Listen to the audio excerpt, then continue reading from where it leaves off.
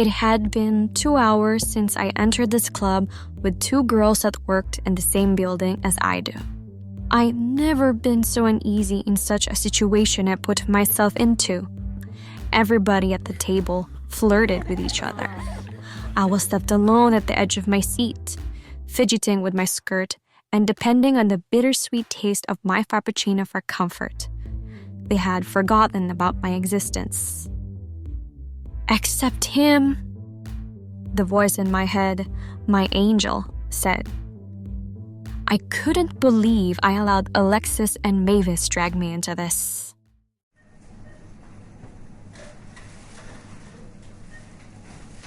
Alexis and Maevis were looking for cheap lipstick when they entered the store. I had waved hello to them occasionally before, but never stopped long enough to have a conversation.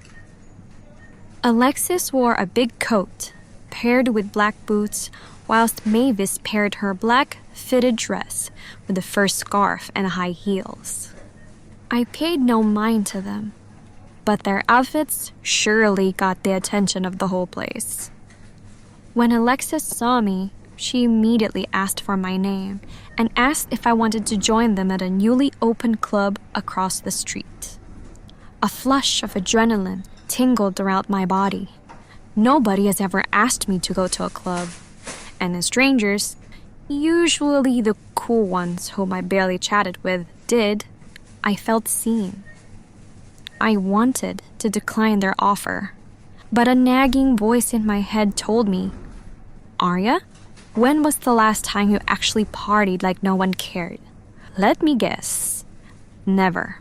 Let this be the night you let loose and celebrate your life. I declined the generous offer, pointing out that I was unprepared for a club. I was in my office suit, buying microwavable food in the store as I made my journey back home. Also, I already bought a frappuccino to relax myself after a tiring week at work. Alexis, however, reassured me that clothes didn't matter. I then used the number of coronavirus cases against their offer, but Alexis rebutted it, saying that the club has their own safety measures before letting people in. I took a moment to think about it.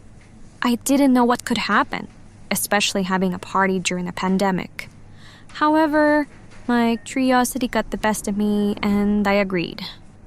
I returned the food pack, taking only the frappuccino with me, but I did purchase an alcohol spray and a face shield.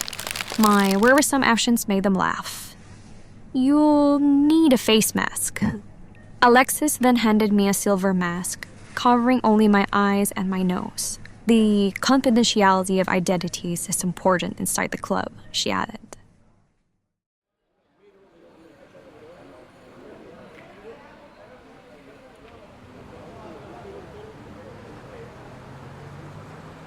Once we stepped out of the store, we wore the masks and continued to the club. It was late. I always worked overtime, so there were not much people to watch me as if I was in a powerful girl group.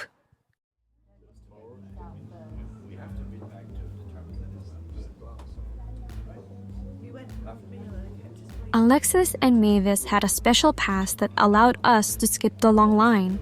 We were then put into a small cubicle as we waited for our turn for the COVID rapid test. People who failed the test were escorted out of the club. Thankfully, our test came out negative and we were allowed in, and the girls wasted no time. They dashed to the dance floor and partied with people they didn't even know. As for me, I walked over to the bar and sat there, enjoying my frappuccino. Every now and then, I would glance over to where Alexis and Maevis were. Some 30 minutes later, the bartender slid a fruit punch in front of me. "Excuse me?" I leaned forward to get his attention before shouting over the music. "I didn't order this. It's from a VIP table. A warm welcome, I suppose." The bartender smiled before turning to other customers. Why would someone from the VIP section buy me a drink?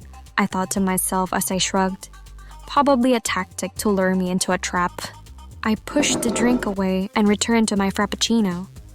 My silence was interrupted when Alexis and Maevis ran over to me, showing me a VIP pass card. Before I could protest, 3 men walked over to us and showed the same VIP pass card. One of them already gave me the creeps. He looked at us as if we were his prey.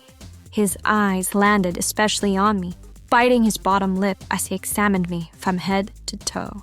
Thrilled to be invited, Alexis and Maevis accepted the invitation, and I, hesitant, went along with them. Perhaps meeting new people would help me listen up a bit, I stupidly thought.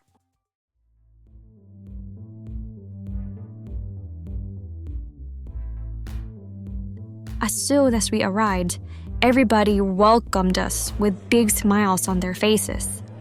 However, one of them remained quiet throughout our appearance. It was him, sitting in the middle with 2 women fawning over him.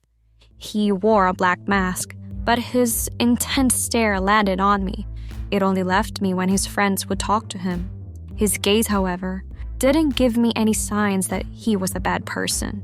It only awakened my inner longing for intimacy, which I quickly shook off. "Don't you dare have those emotions, Aria." My conscience scolded me right away. "I tolerated your idiocy for coming here. You are not falling for a stranger." Alexis and Maevis were instantly shoved into his arms, and they gladly took the opportunity to be close to him. The girls called him Daniel. His 6 friends, consisting of 3 girls and the 3 guys that walked over to us, flirted with each other. The girls tried to make me drink something they already mixed. I refused, showing them the cold drink that I had, which made them giggle. They tried all of their tricks to make me drink, but I constantly declined. Irritated by my behavior, they ignored me. Right then and there, I was considered a party pooper. But somehow, Daniel looked at me differently. When our eyes met, his was soft. But as soon as I turned around, the intensity of his stare fell on my back. My inner thighs quivered at the thought that perhaps he wanted me. I was fine on my own, completely forgotten when one of the guys who met us at the bar, the one who gave me the creeps, took interest in me. I heard one of the girls called him Casper.